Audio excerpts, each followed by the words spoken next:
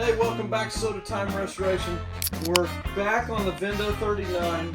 We got the coating on last night. We're going to put the cabinet insulation and hopefully get the screen tube in tonight. So hang on, I'll be right back. We're going to grab some stuff and we'll get started.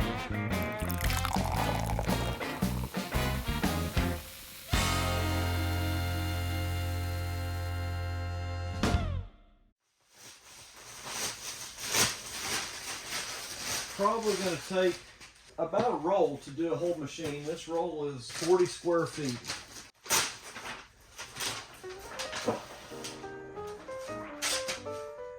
I usually roll it out about the length of the machine. I'll cut it outside here. Use a razor blade.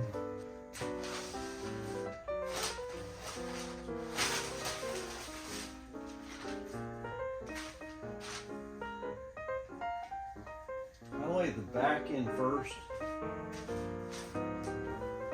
and then I'll lay the top end in.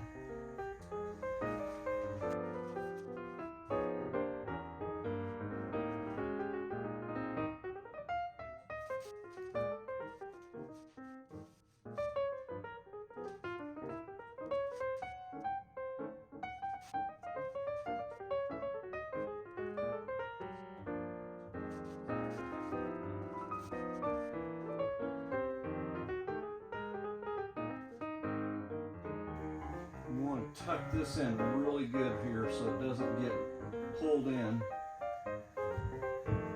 This should be plenty of insulation. And take you some tape, and this will help it slide in a lot better.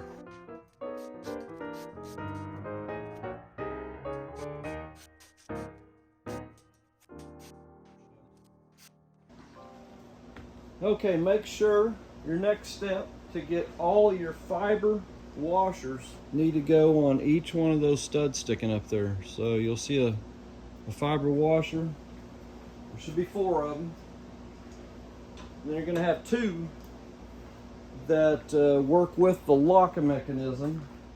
And this is the one that always gets forgot. You got to glue these down.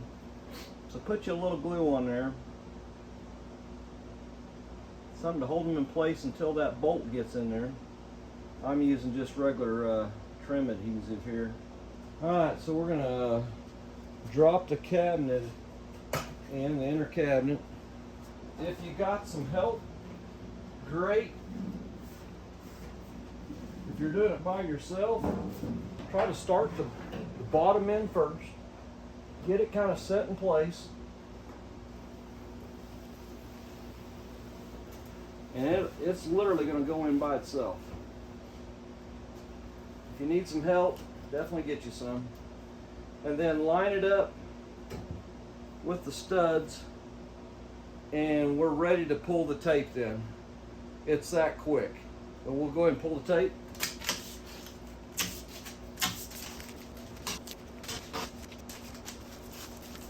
All right. At this point, if you want to, and you feel like you got a little bit of gappage here, I know, I've been told you don't need to cram a whole bunch of insulation in there. I've always done it. I don't feel comfortable unless it has a good tight feel to it. I do tend to fill it up probably too much, but if you're going to shove a little more in there, this is the time to do it before you put your outside header piece on there. But this is definitely the time to fill that cavity up.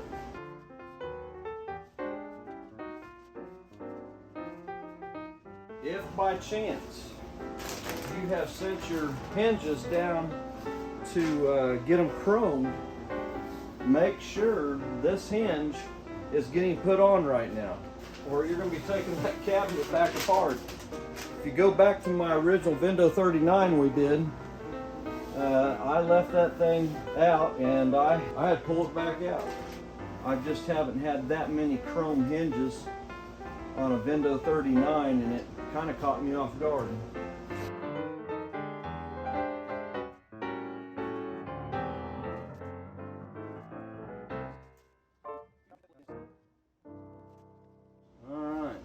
it's feeling pretty good, feeling really good. I believe we are ready to lock that down. So get your pins lined up, set those down tight, like so. Your last chance for insulations right now. I think I'm going to do a little bit more on this top here.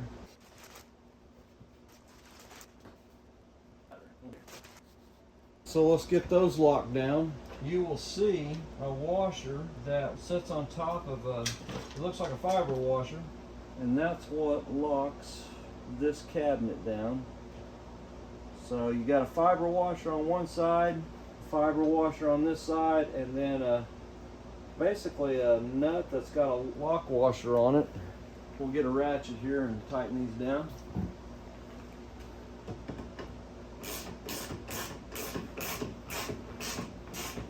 Don't tighten them all the way down that first round. Just kind of snug them up.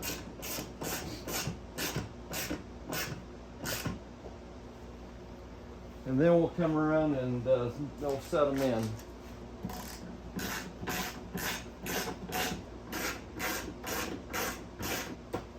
Nice, very nice. Now we'll tighten her down. Okay, one more step. Take your tap and do these threads. Make sure these threads are clean. I've run a tap in these when we took these out. I always put the nut on the other side. I've seen it done both ways. You can still get your wrench on here that way if the machine is set up. And you want that machine to lean to the right side. That's where the drain's at. So once we get it up, we'll do a little bit of leveling on it. That's a good time before you stand it up. Go ahead and get your legs on there.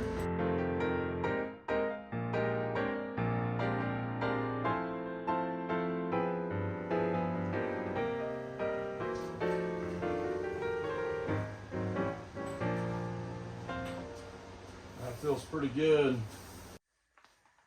Okay, we're going to go ahead and do the drain tonight. We're painting our fascia pieces, and we're going to probably let them dry tonight. If you've never put a drain tube in, you're going to have two pieces. If it comes from Funtronics, that's where this one here comes from, you're going to have a piece that goes in the top, just like so, and the piece that comes from the bottom that goes to the drain tube. There's a bracket that clamps up from the bottom. So in order for this particular piece to hit just right, I took off that much. I'm not saying yours is going to be that much, but on this machine, it needed that much taken off. Cut it off with a little pipe cutter. I try to knead this glue back and forth a little bit so it kind of gets it good and mixed up. And then I'm going to press it all to one side, and then we're going to cut it off with a pair of scissors. So the pack will have, there's two sides to that pack. This is an epoxy, so it's got two components. So I always cut across. I think they got a little tear place there, but I'm going to cut straight across here, and we're going to empty both tubes. Just like that. And then we're going to squeeze both tubes out onto our board here. We're going to mix them up. Make sure you get it all out because you're going to use every bit of this stuff. Looks like we got it all out. We'll start mixing it. This sets up kind of quick, kind of way you want it. We'll start mixing this together, and it's going to turn to a particular kind of a white color. As you see, it's starting to turn already. I think we're there. You don't want to wait too long. You're going to have it setting up on your board. So, first piece we want to put a little glue in is in the down, I call it the down tube. Put a little bit all the way around that edge. I apologize if I'm not getting this in front of the camera sometimes. I start watching what I'm doing instead of what I'm supposed to be showing you. And then put some on the base. That goes in the top. And then the rest of it will go in the top here, but we won't do that right now. Our main concern is getting these two together. So we're going to stick our bottom tube up. We're going to try to have it in that position as we're going up. And then we'll try to hit the tube with this piece. So I'm going to push it together really good. And as our glue is feeling good there, I'm going to take a ball peen hammer and I'm going to set this right on that ball peen hammer. That kind of seats that top there a little bit. And now let's put the rest of this glue on the top all the way around this outside edge before it sets up. And this is kind of self-leveling. And I'm going to go underneath, but the critical side obviously is right here. This is the side you want to get really good and sealed up really good. All right, I think we're there. Now we're going to go underneath. We're going to put this bracket in. So this piece right here, I'm going to turn it just a little bit. So do it before it gets set up too much. And then this bracket, we want to put in right there. So bear with me here. I'm going to get this tied in here right quick. Okay, there's the top. You want that tapped down just pretty good. And then our base, as you see, is tied in with that ring. So if that thing ever gets grabbed a hold of or bumped, it won't break this seal loose. So make sure, get that thing tied in to a clamp, to the base, some ways nice and tight and nice fit, both ends. But yeah, that's what you want right there. And if you think you need more glue, you can. But tomorrow night we'll go the next step, get the fascias on. We've got those painted here, looking really good. Did a little satin black on them. So we'll get that together tomorrow night and we'll go the next step.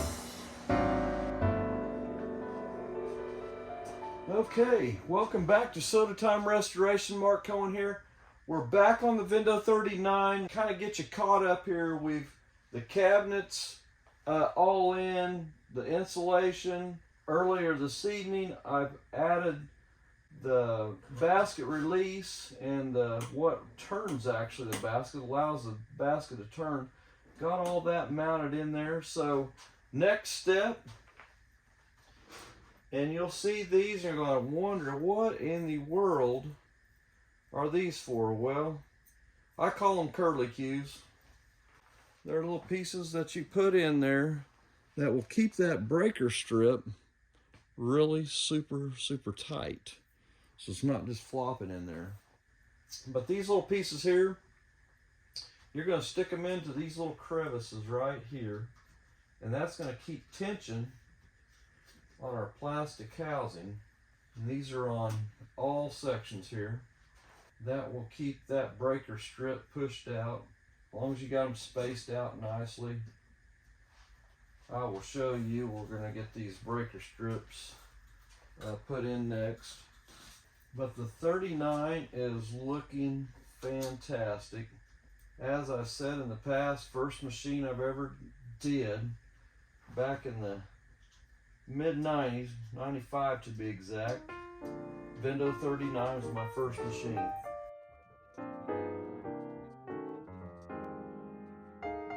Get all these clips spaced out. So I've got 3. I got 2 up there, and I got 3 down here. Okay, we're going to put the breaker strips in right now. We're going to start from the bottom. We're going to work our way up.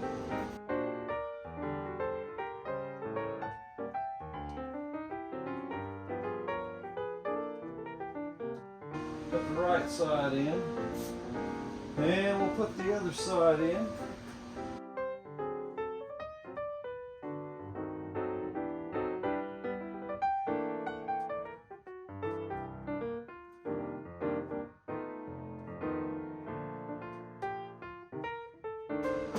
Getting a pass in breaker strips sometimes is a lot of fun.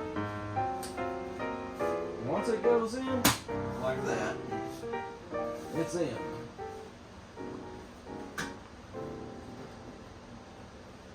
We'll have a couple little, just little pieces that go across the center here. Goes in just like that. We're going to buff these out a little bit. If you're new on the channel, use a product, looks like cotton candy. Name of the product is Vivid Restore. One of my own products I've got on Amazon right now. About 6 feet of material in there. I usually get a piece off like this and kind of show you right here, kind of in a live action here, what this will do. We're just going to work this little stainless over. But you'll see, getting the black, starting to turn black.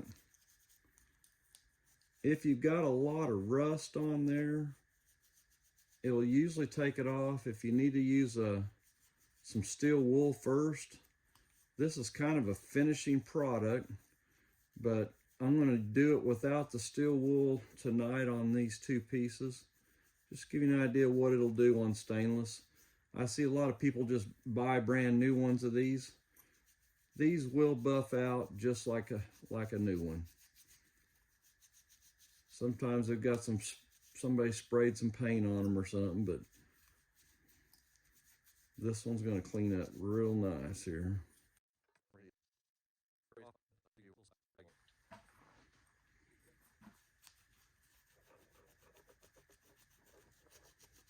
It just brings the luster back to stainless. I only worked on that 5 minutes. What do you think of that? These are probably, I don't know, $3, $4 a piece. I don't know, but they will clean up. Just give them a little work. Just remember the name Vivid Restore. It's at Amazon, $19.95. But just like that, you can have that piece on there, looking like a brand new one. There's one at the bottom. We'll do the same thing too. We'll use the same piece. This one here looks like it's got a little overspray on it. We'll see if we can get it off. But this works on stainless, brass. You got that motorcycle, it's got a lot of chrome on it. Just a little elbow time, work it over a little bit. Let's wipe that one down, see what it looks like.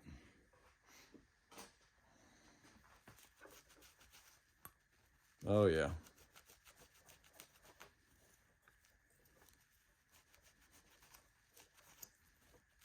These are the originals, 1950s. Looks like we sent them in and got them buffed out, and all we did is a little bit of work. So remember the name, Vivid Restore. Obviously, if you got Prime, free freight, $19.95. Great product. Use it on, I've even used it on glass. Got some glass that's just not getting clean. Try it on a little spot, you'll be amazed. Alright, this bottom piece goes in down here. Let's get the camera down there where you can see it. And it fills the gap on this divider. Slips over that one piece. And there you go. Get straightened up there. So you'll have a set of screws here that you'll put on. And one of our next steps is is a lock mechanism. This goes up into this housing right here. And hope you remember, we've talked about it, I talk about it, and I talk about it. Make sure these two little washers are behind that housing. Gonna be a little tough to get to them now. You can, but you're gonna have to do a lot of backing up. Get your bolt out. Put it down into the housing. Put your washers on. Then next, like so. Do the same thing on the bottom. Like that. Put your washers on. I'm going to do 3 on the bottom, 2 on the top. Been kind of a, seems to be what works the best. Get you a flat screwdriver and we're going to put those on. Hit that subscribe button and take a look at the earlier videos that we've got. But hey, appreciate you viewing, and we'll catch you on the next one.